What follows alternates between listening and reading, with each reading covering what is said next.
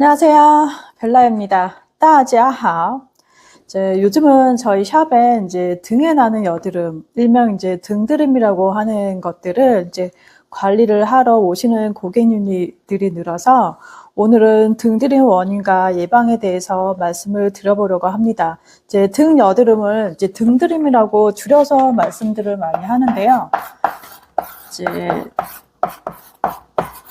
가슴에 나는 거를 가드름이라고 하고요. 등에 나는 여드름을 등드름이라고 표현을 하기도 합니다. 이제 요즘은 이렇게 줄여서 많이 말씀들을 많이 하고 있는데, 이 등드름의 원인은 얼굴에 나는 여드름과 거의 비슷합니다. 이제 특징이 하나 있는데요. 얼굴하고 다르게는 이제 바디에 이제 우리 몸에 있는 이제 여드름이 나려면 이제 각질이 모공을 이제 덮어야 되는 건데, 이제 얼굴과 다르게 몸은 각질이 이제 두껍다는 것입니다. 그래서 이제 등드름이 생기기 쉬운데요.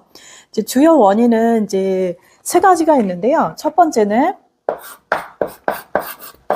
이제 피지 분비량이 많아서 생기는 거고요.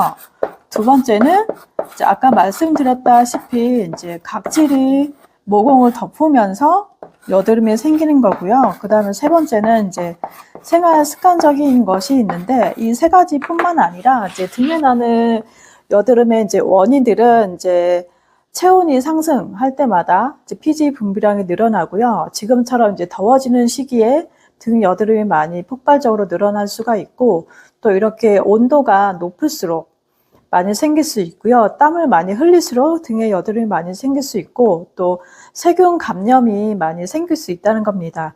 특히 이제 옷 때문에 이제 많이 쓸려서 그럴 수 있고요. 조금 답답한 옷을 입는 경우도 등 여드름이 유발할 수가 있고, 또 이제 피부가 건조하거나 스트레스를 많이 받거나 이제 호르몬 영향 때문에 이제 등에 여드름이 더 많이 날 수가 있는데요.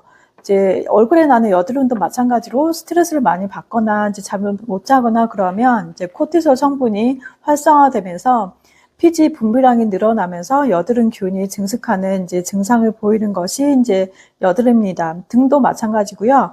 이런 기전 때문에 생기는 거기 때문에 여러 가지 원인이 이제 혼합돼서 생겼다고 볼 수가 있습니다. 이제 두 번째는요.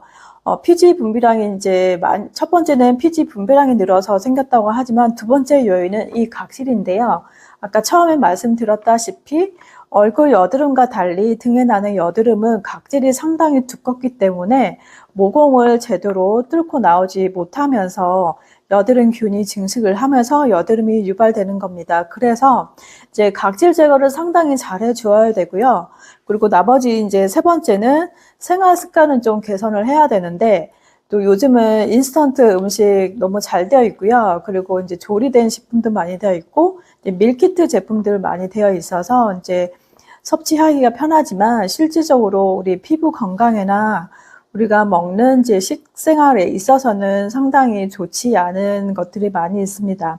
대부분 자극적인 음식들이 많고요. 또 건강하지 않은 음식들이 많고, 또 나트륨 함량이 또 상당히 많고 기름진 음식을 많이 먹게 되면 이제 여드름이 유발할 수 있고요.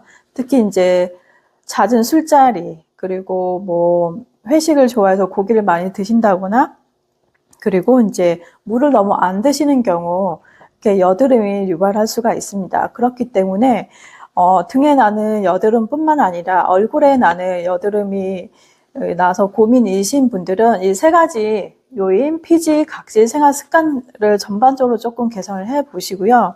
이거에 대해서 조금 곰곰이 하셔가지고 여드름을 개선하려고 노력을 하셔야 됩니다. 이제 등에 나는 여드름은 얼굴과 다르게 면적이 또 일단 넓고요. 그리고 이제 눈에 보이지 않기 때문에 혼자서 케어하기가 어렵기 때문에 세안을 잘 하셔야 되고 각질 제거를 잘 하셔야 되는데, 세안제를 이제 얼굴에 여드름 나면 이제 화장품을 많이 쓰시게 되잖아요. 여드름 화장품은. 등에 나는 여드름도 마찬가지입니다. 어떤 제품을 쓰시는 게 좋으냐면 이 살리실산 성분이 들어가 있는 제품, 그리고 이렇게 아하 성분이라고 되어 있는 제품들을 바디워시제로 사용을 하시면 그나마 이제 약산성 제품이기 때문에 여드름균을 이제 제거하는 데 도움이 되고, 또 피지를 억제하는 데 이제 도움이 되기 때문에 바디워시 제품을 쓰시는 게 좋고요. 그리고 이제 스크럽을 잘 해줘야 되는데, 스크럽을 하는 이유는 이 각질 제거 때문에 하는 거거든요.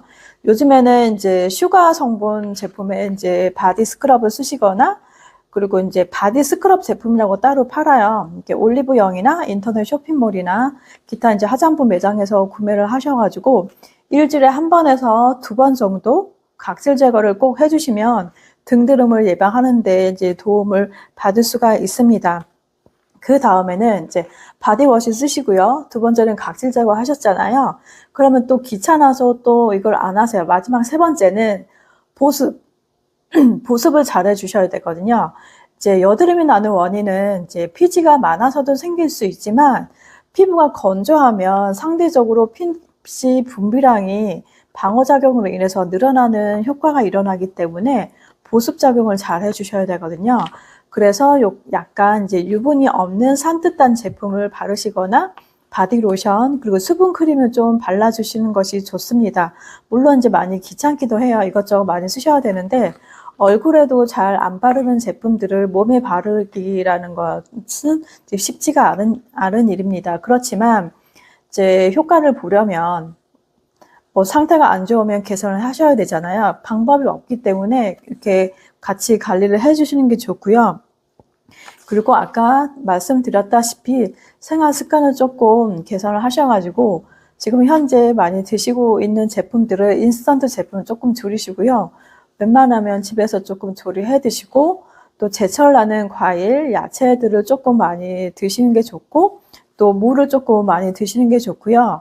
뭐 일반 생수를 드시기 어렵다면 뭐 옥수수 수염차나 보리차 정도 이제 바꿔서 드시는 것을 추천을 드리고요. 이렇게 이제 집에서는 바디워시 제품을 쓰고 스크럽 제품을 하고 이제 보습 제품을 쓰셔도 개선이 안 되는 경우가 있고 또 이미 이제 등 여드름이 많아서 색소 침착으로 인해서 뭐 등 피부 자체가 얼룩덜룩하고 아주 지저분한 경우가 많이 있거든요. 그럴 경우는 이제 등드름 전문가의 관리 및 치료가 필요합니다.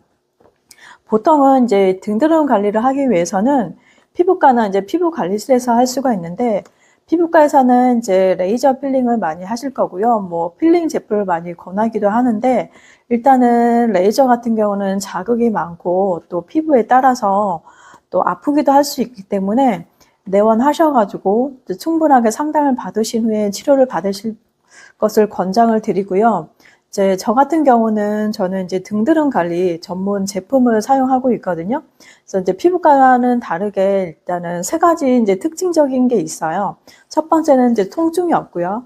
2번째는 이제 보통 필링하면 피부가 벗겨진다고 생각을 하는데 전혀 이제 피부 벗겨짐이 없고요. 그 다음에 자극이 없어서 일상생활을 하는데 이제 전혀 지장이 없습니다. 이제 저 같은 경우는 이제 특수 제품을 사용하기 때문에 어떤 이제 특수한 영향이 있느냐, 이 성분에는 이제 미세 스피큘이 들어가 있고요. 그리고 300 마이크로 달톤이라는 그렇게 얇은 입자로 되어 있어서 그 안에 이제 마데카 소사이드 성분과 병풀 축출물이 들어가 있어가지고 세균을 이제 억제하는 효과가 있고 또 염증을 억제하는 효과가 있고 피지를 또 억제하면서 피부 재생을 좀 잘 도와주게 하는 성분이 함유가 되어 있어서 보통은 많이 효과를 보실 수가 있고요. 그리고 등에 나는 여드름뿐만 아니라 이제 색소 침착 때문에 이제 피부색이 얼룩덜룩해서 조금 등을 좀 창피하게 보이시는 분들 같은 경우는 색소 침착에 상당한 효과를 보낼 수가 있습니다. 이렇게 이제 등 관리, 등드름 관리하는 거에 대해서 말씀을 드렸는데요. 홈케어 하시는 것도 상당히 중요하고요. 그리고 이제 전문가의 이제 관리 및 치료를 받으시더라도 또 이제 상태가 안 좋거나 생활 습관이 또 나빠지면 언제든지 생길 수 있기 때문에 지속적으로 조금 관리를 하시고 또 신경을 쓰시는 게 좋겠습니다. 자, 오늘 강의는 여기까지이고요. 여러분의 구독과 좋아요, 알림 설정은 콘텐츠를 만드는 데 힘이 되고 있습니다. 다음에 또 만날게요. 大家辛苦了，再见，谢谢。